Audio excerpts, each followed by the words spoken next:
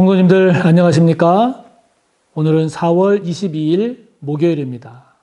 오늘 함께 볼 말씀 구약 665쪽 역대하 8장 12절에서 18절까지입니다.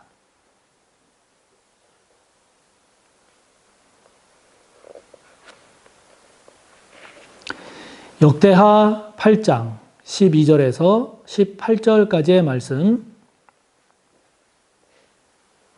함께 봅니다. 솔로몬이 낭실 앞에 쌓은 여호와의 제단 위에 여호와께 번제를 드리되 모세의 명령을 따라 매일의 일과대로 안식일과 초하루와 정한 절기 곧 1년의 세 절기 무교절과 칠칠절과 초막절에 드렸더라. 솔로몬이 또 그의 아버지 다윗의 규례를 따라 제사장들의 반열을 정하여 섬기게 하고 레위 사람들에게도 그 직분을 맡겨 매일의 일과대로 찬송하며 제사장들 앞에서 수종 들게 하며 또 문지기들에게 그 반열을 따라 각 문을 지키게 하였으니 이는 하나님의 사람 다윗이 전에 이렇게 명령하였음이라. 제사장들과 레위 사람들이 국고 일에든지 무슨 일에든지 왕이 명령한 바를 전혀 어기지 아니하였더라. 솔로몬이 여호와의 전에 기초를 쌓던 날부터 준공하기까지 모든 것을 완비하였으므로 여호와의 전 공사가 결점 없이 끝나니라. 그때에 솔로몬이 에돔 땅의 바닷가 에시온 게벨과 엘롯에 이르렀더니 후람이 그의 신복들에게 부탁하여 배와 바닷길을 아는 종들을 보내매 그들이 솔로몬의 종들과 함께 오빌에 이르러 거기서 금 450달란트를 얻어 솔로몬 왕에게로 가져왔더라. 아멘. 지금 계속해서 이제 성전 건축과 그리고 왕궁 건축을 마친 이제 솔로몬의 그 이후에 있었던 일들을 지금 계속 소개를 하고 있습니다.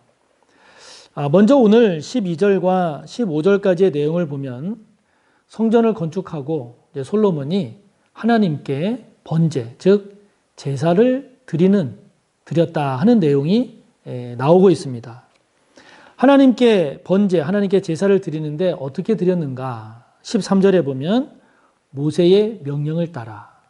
다시 말하면 하나님께서 말씀하신 그 말씀에 따라 제사를 드렸다, 예배를 드렸다라고 하는 것이죠. 그래서 매일의 일과대로 안식일, 초하루, 정한 절기, 그 중에서도 1년에 꼭 지키라고 하나님 말씀하셨던 세절기, 무교절, 칠칠절, 그리고 초막절, 이러한 절기들을 잘 지켰다 하는 것이죠. 이렇게 절기를 잘 지켰을 뿐만이 아니라 14절에 보면 아버지 다윗의 규례를 따라서, 즉 다윗 시대에 다윗이 이렇게 정해놓은, 그래서 그것이 참 잘 정해졌다, 잘 정비됐다라고 평가를 받는 그 다윗의 규례를 따라서 제사장들이나 레위 사람들이나 또는 문지키는 문지기들까지 잘 이렇게 정비를 해서 하나님께 번제 드리는데, 제사 드리는데 부족함이 없도록 그렇게 잘 정비 정돈했다 하는 내용이 12절부터 15절까지 나오고 있습니다. 그래서 이런 내용을 보면 솔로몬이 성전을 건축하고서 하나님의 말씀에 따라서 그리고 좋은 전통을 따라서 하나님께 예배를 잘 드렸음을 알 수 있습니다.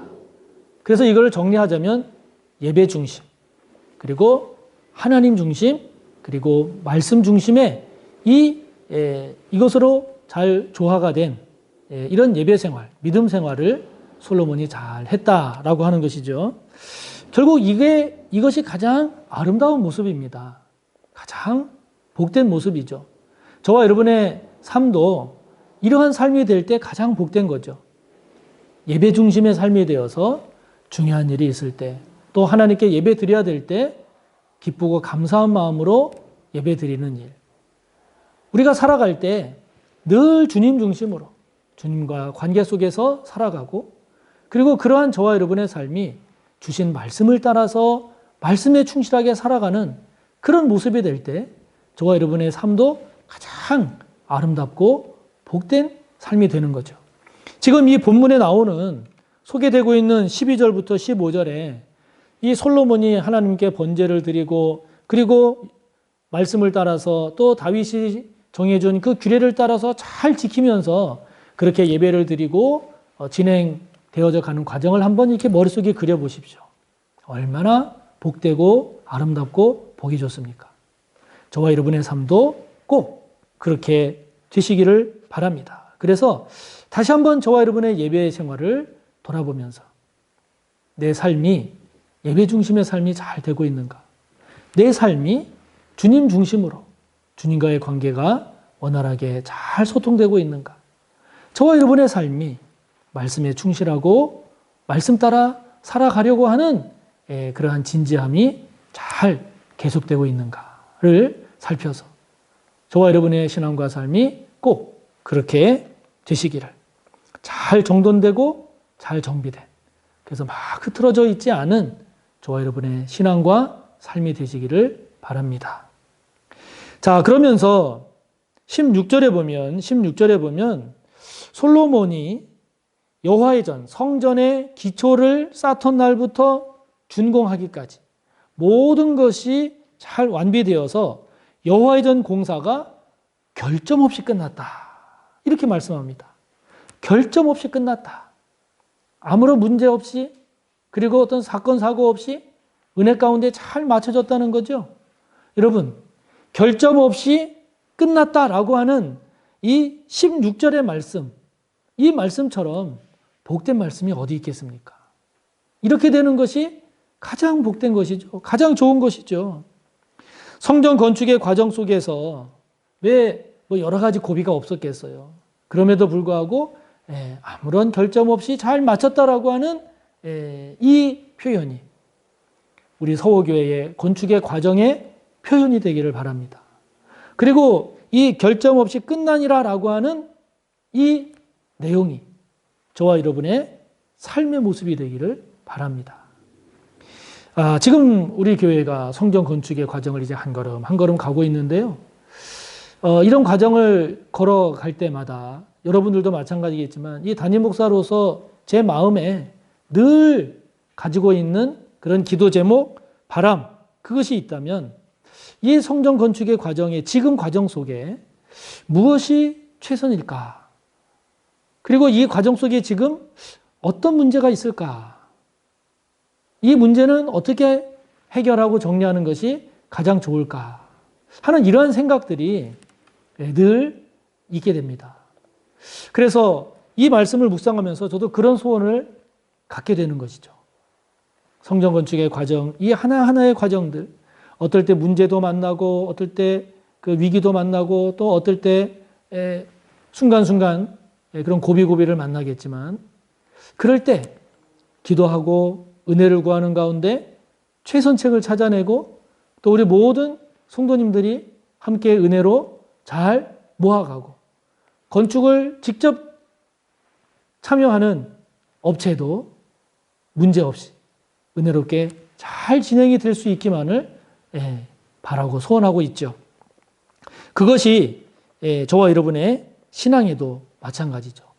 여러분의 신앙이 결점 없이 잘 맞춰질 수 있도록, 지금 내 신앙의 결점은 뭘까? 지금 내 신앙의, 내 삶의 문제점은 뭘까를 늘 성찰해서 그것을 바람직한 모습이 되기 위한 그런 노력을 저와 여러분이 쉬지 않고, 또 그렇게 저와 여러분이 변화되기 위해서는 무엇을 해야 할 것인가 라고 하는 이 점을 놓치지 않는 저와 여러분이 되었으면 좋겠습니다. 그래서 저와 여러분도 이 16절의 말씀처럼 결점 없이 잘 마무리가 되는 저와 여러분의 삶, 그리고 우리 교회의 건축의 과정이 될 수 있기를 바랍니다.